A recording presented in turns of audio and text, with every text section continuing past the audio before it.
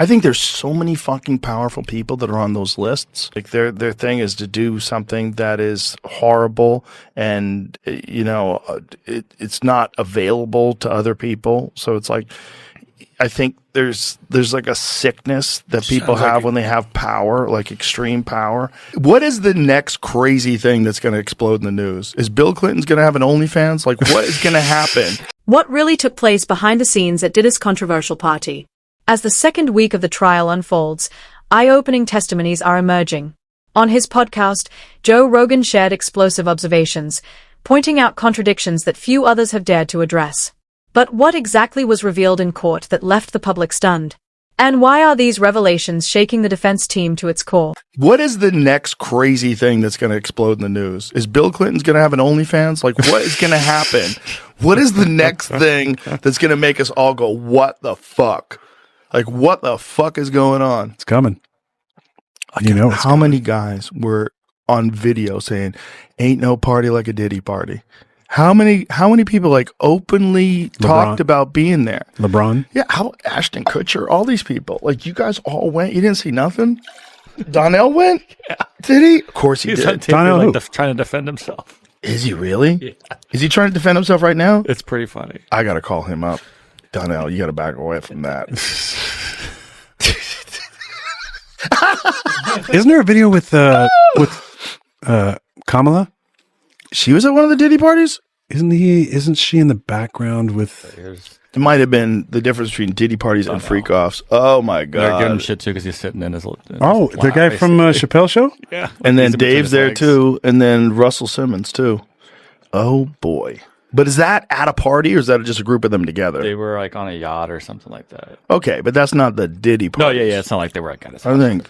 You think Diddy was rogue, or Diddy was like a Epstein type? Working for somebody. That's a good question. Well, it would be a great way to compromise celebrities. Yeah. And get them to say whatever you want them to do, get them to do whatever projects you'd like them to do.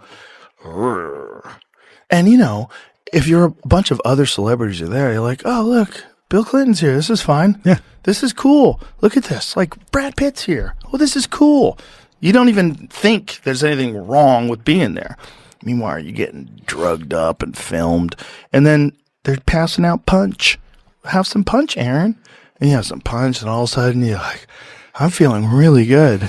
I just feel amazing. You're all mollied up. You don't know what the fuck you're doing. Probably a combination of things they give you. And it's all being filmed. Crazy. Now, if that's not an intelligence agency operation, it's just one fucking evil super genius who figures out how to compromise everybody by providing this crazy freak off party. Everybody's got to put their phones away. Okay, we're going to put our phone away. No one's going to know anything. Yeah, I mean, he's going to get cameras everywhere. It's just one guy doing that. What a diabolical human being. Yeah. He seems pretty diabolical. He's probably working with somebody. The courtroom buzzed with anticipation. Every seat occupied by reporters, legal experts, and curious onlookers eager to witness the next twist in this high-profile case. Diddy, seated quietly alongside his legal team, remained expressionless as week 2 of the trial commenced. The public was already glued to the story, but with each new testimony, the picture being painted grew darker, far removed from the glitz and glamour once associated with music royalty.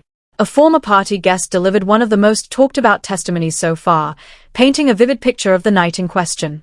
They spoke under oath about a setting drenched in excess, alcohol served freely, boundaries ignored, and a sense that normal rules simply didn't apply. Certain private areas, the witness claimed, were guarded tightly by intimidating figures, allowing access only to a select few. But what truly rattled the room wasn't the exclusivity, it was the disturbing account of what allegedly occurred in those off-limit spaces. Then came testimony from someone who had worked closely with Diddy in the past, a former insider with first-hand knowledge of the event's planning. Their statement suggested that secrecy was paramount in the days leading up to the party. Security, they claimed, was designed not just to protect but to conceal. Guests were allegedly chosen not just for their celebrity but for more specific, undisclosed reasons. Although the defense team objected to parts of the statement, the effect on the jury was evident. These revelations painted a narrative of control and secrecy that stood in sharp contrast to the defense's version of events. Legal analysts quickly chimed in, noting that such consistent and detailed accounts could prove difficult to dismiss. The media response was swift and unrelenting. Headlines called it a possible turning point in the case, while online discussions exploded with theories and speculation about Diddy's future. But perhaps the most intense moment came at the close of one especially graphic testimony. The room fell silent. Jurors exchanged tense glances. Even the judge momentarily broke his composure. What makes these testimonies so impactful isn't just what was said, but how closely the stories align, creating a unified picture the defense will be hard-pressed to dismantle. And as Joe Rogan recently noted on his podcast, this trial continues to pull back the curtain with each passing day, exposing layers that few expected. That's like that's a really great way to say it, because if you denounce, okay, so you say there's no devil, right? So then you're somewhat saying that there's no evil, but you're not branding evil with some type of identifying factor. Then you kind of glaze over it a little bit. I think if that's what I'm hearing you're saying, and I agree with it, because it gets a little too. I think people want tangibility. I think people like to be able to understand things and see it for real and so forth. But when you start just talking about root evil, when you start looking at things like I went to the Oklahoma bombing memorial. And when you look at shit like that, you think about the hate on this country and the 9/11, and you think, or you just take it down to the Boy Scout troop leader or you take it to you take it whatever. Yeah. There is a common denominator there, and that is just what you called it, evil. So call it devil, don't call it devil, but call it evil. The evilness is just in not being aware of it or not allowing ourselves to believe it, I think is part of the. Well, it's the old quote, the greatest trick the devil ever pulled is making people believe he doesn't exist. I've had conversations with people about it, and it's like, Jesus, like just trying to get the documents, like when they're trying to get the Epstein files, like the state of New York, one of the district attorneys they were hiding documents, they'd have forced them to give documents. I think there's so many fucking powerful people that are on those lists. There's so many powerful people that went and partied. Air quotes, partied. And how many of them went to the Diddy parties? Have you been paying attention to the trial? Oh, yeah. Trials. Wild. Why don't they air it the same way they aired the coverage that Johnny Depp got? I know. Why don't they? I don't know. They should. The ratings would be amazing. Unreal. Yeah. Like, what are you doing? Why wouldn't you air that? What's going to happen though, you think? Well, Diddy's going to be in jail for the rest of his life. I think he's probably going to get. Think he's going to sing though? I don't know. I don't even think it matters. I mean, a lot of it is. But then it's just another Epstein. It's another Ghislaine Maxwell, where somebody gets indicted cases. And nobody else indicted for trafficking kids to no one. Joe Rogan didn't hold back when weighing in on the second week of Diddy's trial. On a recent podcast episode, he described the latest developments as a major turning point. With his signature no-nonsense approach, Rogan broke down key testimonies that, in his view, shifted the momentum of the case in an unexpected direction. According to Rogan, the courtroom revelations weren't just about what may have happened at Diddy's controversial party. They exposed inconsistencies in how both sides have been presenting their stories. And for the public watching closely, it raised a bigger question. Who's actually telling the truth? Rogan focused in on one particular witness whose account had already stirred widespread interest. The testimony described a tense and highly secretive environment during the event. But Rogan wasn't entirely convinced. He pointed out gaps in their story, especially when the timelines seemed to change under tough questioning. The defense team, he noted, jumped on those inconsistencies right away. You can't show up with a shaky story and expect it to hold up, Rogan said, urging the importance of credibility in a case of this magnitude. Still, he acknowledged that parts of the testimony, especially the descriptions of fear and pressure, resonated with the public and possibly the jury. In another striking moment, Rogan analyzed the testimony of a former close associate of Diddy. This witness described elaborate confidentiality protocols and claimed they were part of a larger effort to control access to certain parts of the event. Rogan called their account unnervingly detailed and suggested it could pose serious challenges for the defense if the jury finds it believable.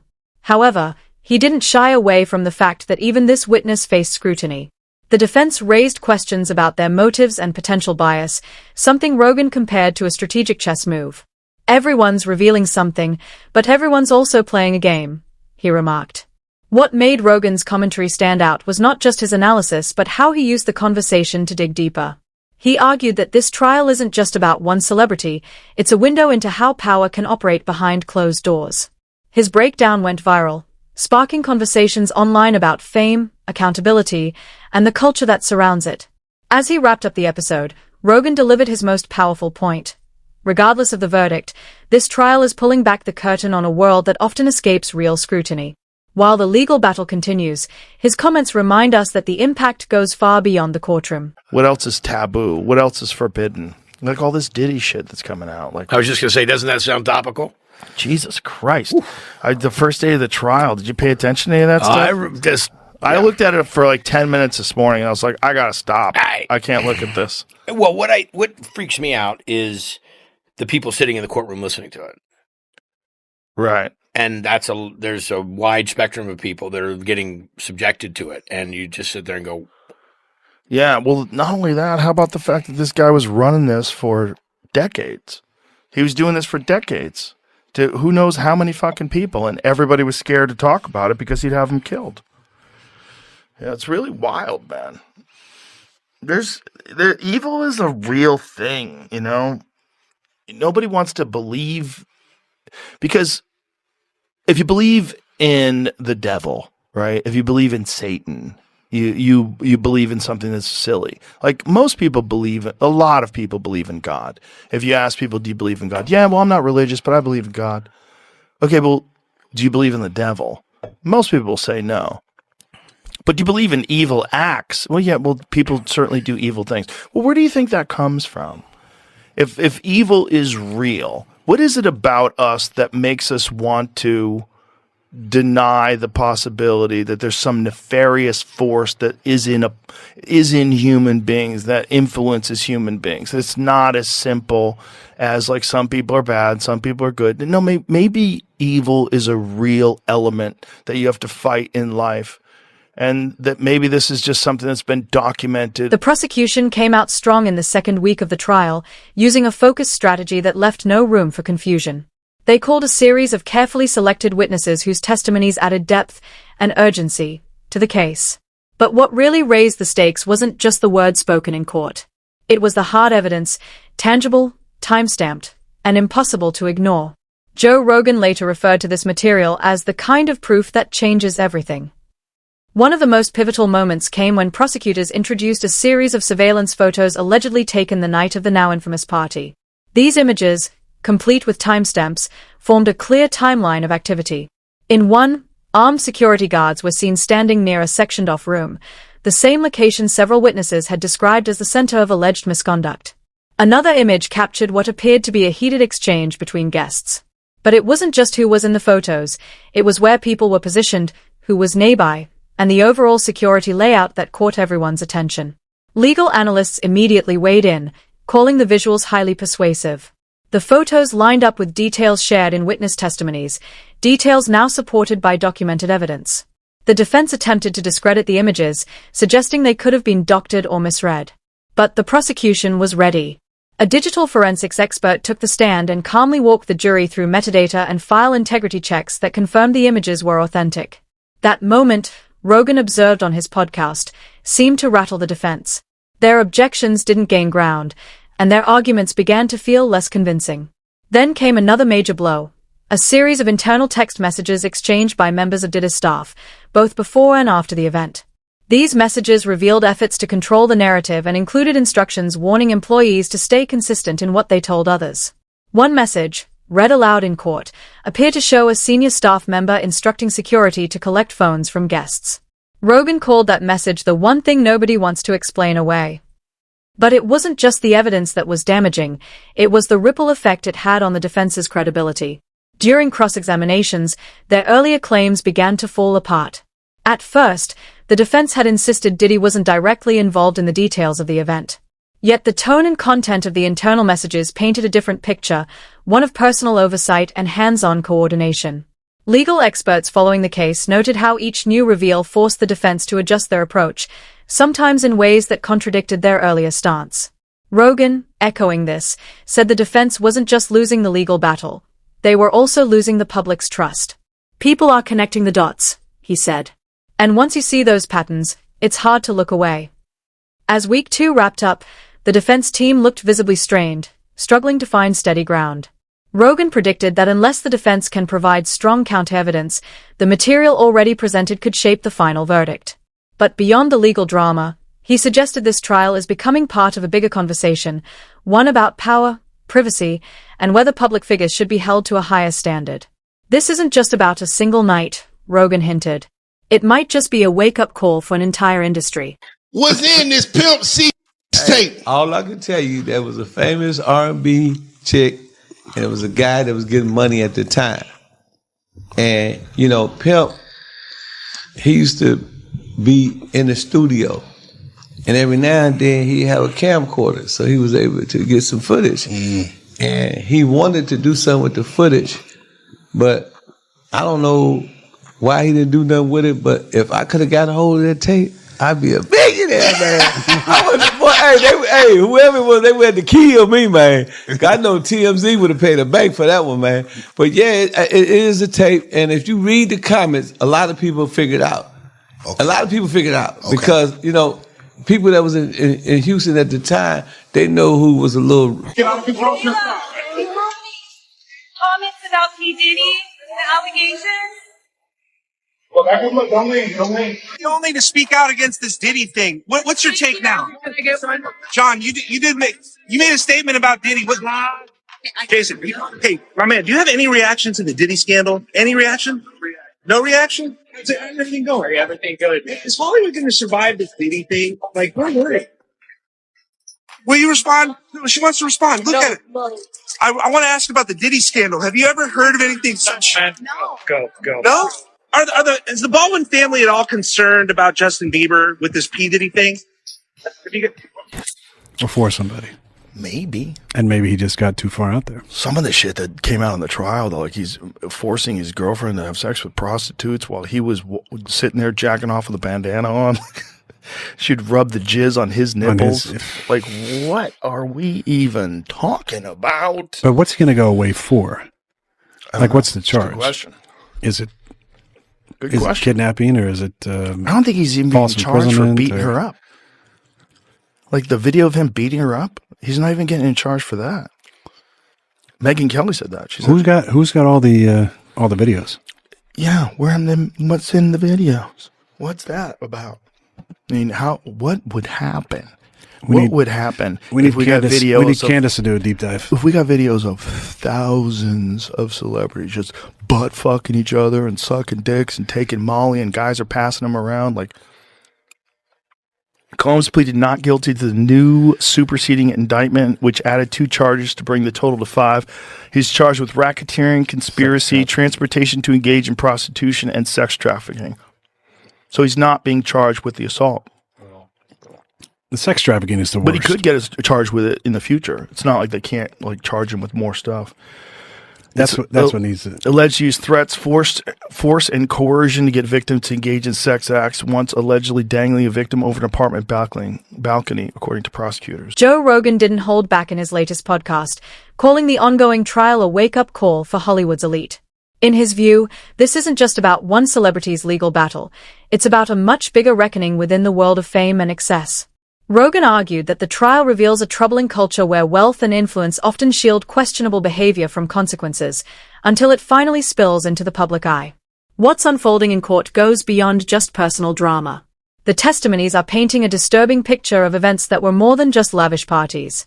Witnesses described environments defined by secrecy, control, and a strict social divide, where some attendees were invited for status and others simply to fill the space. One former staff member said the exclusivity of these gatherings was guarded with a level of caution that bordered on fear. Rogan tied these details to a pattern seen in other scandals that have rocked the entertainment world, stories where celebrity privilege created a bubble, shielding powerful figures from scrutiny. This isn't just about Diddy, Rogan said. This is about how untouchable some people become until the right moment blows everything wide open. What makes this trial different, he explained, are the personal stakes involved. Diddy isn't just facing public backlash, he's confronting a system that might no longer be willing to look the other way. Rogan suggested that these kinds of parties, once viewed as wild but harmless, are now being recognized as snapshots of a much deeper problem, one that touches on influence, control, and accountability. Still, he remained cautious about whether real change will follow. Rogan pointed out how quickly past controversies have faded from the headlines, replaced by the next celebrity scandal. But he also acknowledged that something about this moment feels harder to ignore. The trial, paired with the kind of open commentary his platform provides, might finally push the conversation past surface-level outrage. This has forced people to start asking harder questions, Rogan said. What exactly are we willing to overlook in the name of fame?